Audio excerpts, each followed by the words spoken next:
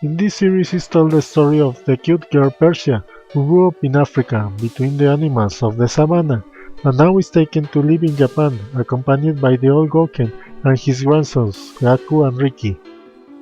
But in the middle of the trip on plane, they're transported to a mysterious zone called Lovely Dream, where Persia is the only one awake. That place is the land of the fairies, where the dreams grow in the shape of orbs fed by love.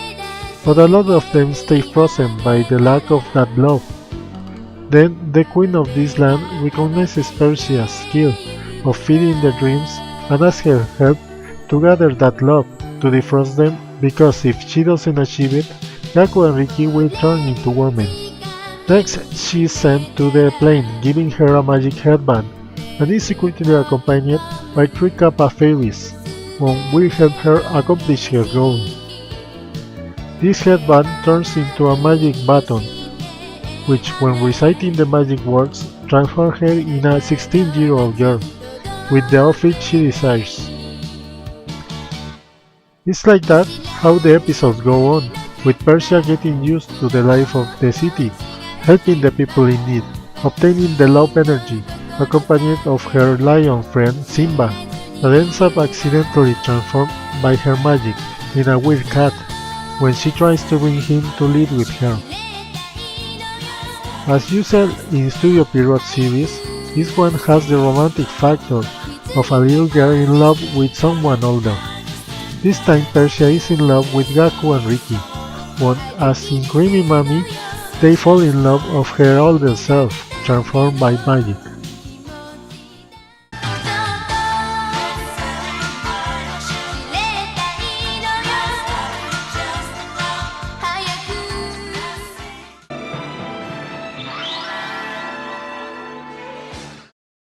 This is the first Magical Girls original story created for OVA, original animation video, that gives it the advantage of having a better quality in animation. The story is about the high school girl, Yoko Asagiri, who is in love with a classmate when she had never thought to because her shyness. So, to confess her love, she decides to make him a song. Then the day she will confess comes, so when walking towards him, she listens her song, but it results that her song has the hidden power of connecting a word with the fantastic world of Ashanti, being sent there.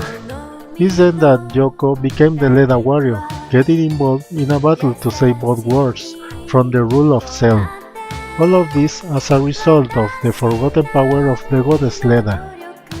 This OVA shows the influence of genres popular at the time, such as mecha and fantasy, but it belongs to the magical girl genre, since it's more important the romantic story, very common in series for girls, and the inverted magical element, turning an ordinary girl in a magical girl in the kind of a warrior, that would later influence series like Greyard.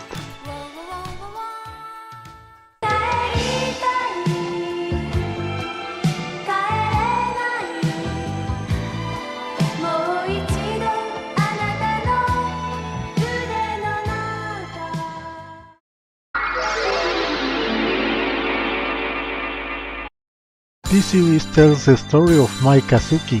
a little girl that dreams about becoming a professional magician, wanting to follow her mother's footsteps when she was young, and her grandparents when they have a magician's troupe called Magic Karat. During her grandparents' moving, Mai is the only one who can see a light moving around the house, which she follows.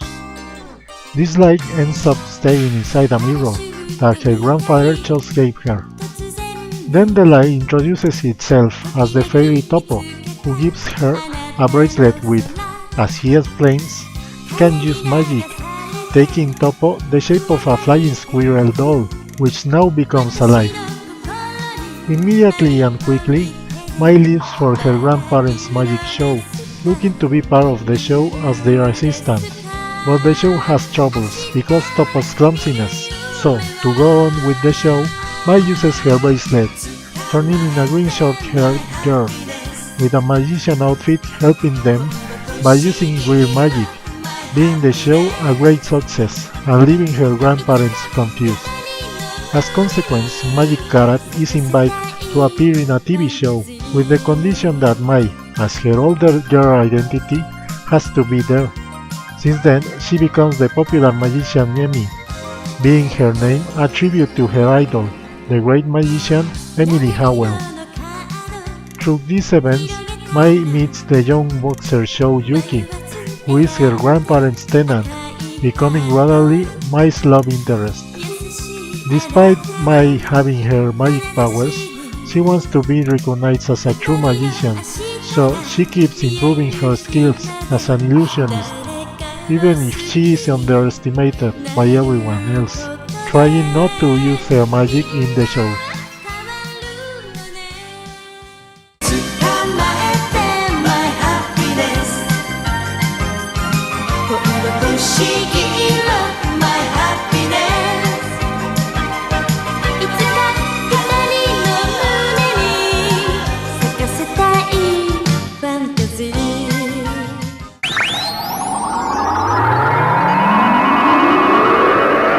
The first series in this genre created by Studio Pierrot, Flower 10 like Lun Lun, but with a more ordinary girl and without transformations. This is the story of Yumi Hanazono, a little girl that likes a lot the flowers and she always protects them, in addition of being good at drawing, as it's shown at the beginning of the story. It's because this love for the flowers that from the land of flowers came looking for her two elves, Keshimaru and Kakimaru, rewarding her with a magic baton and pendant. The magic baton gives Yumi the skill of making real anything she draws in the air with it, after saying the magic words, but it has the limitation that these objects she creates only last for a short period of time, before disappearing, as petals blinking an alarm in her pendant before it happens. Unlike any other magical girl of this decade, she doesn't transform, so she doesn't have another identity going on with her normal life, just aiding herself sometimes with her magic to solve different problems that she or the people close to her face. Yumi is a child that is always taking care of everyone else,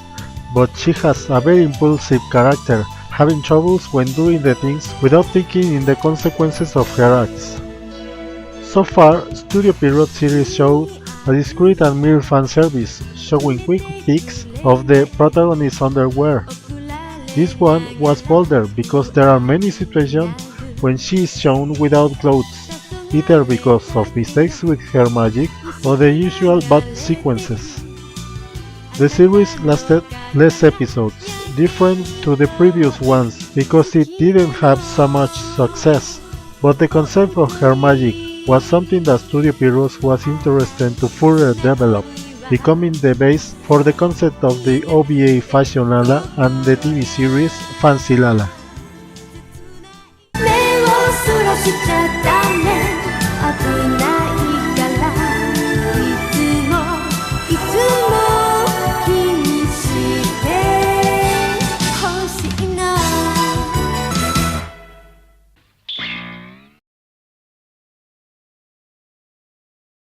A somewhat unique series in the magical girl genre, in a similar way as Limit-chan, that tells the story of Mami Sakura, a high school girl that no longer is someone normal. The expert title is a reference to a person that has extrasensorial powers,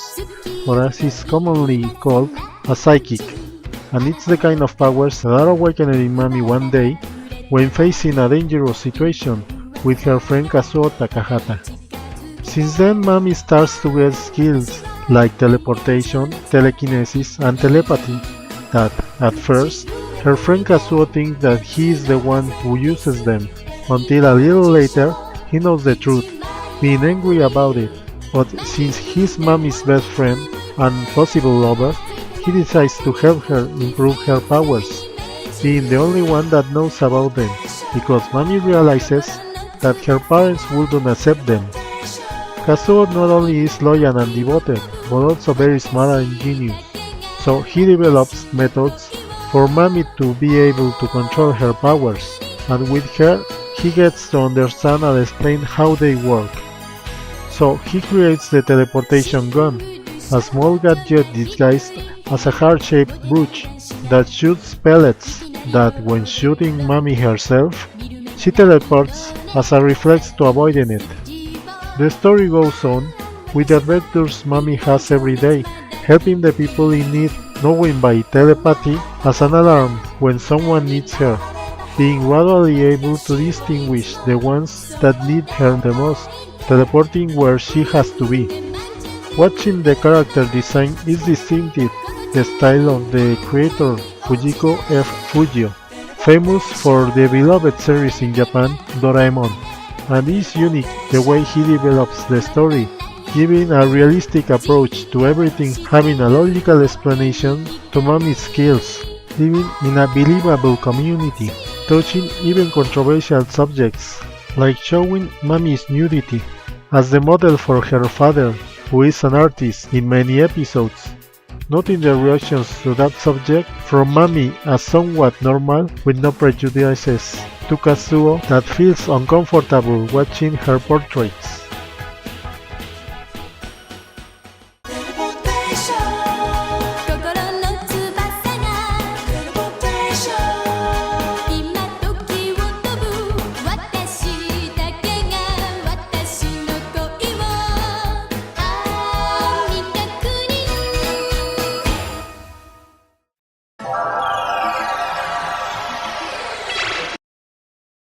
As the title describes it, this is the story of a little girl called Miho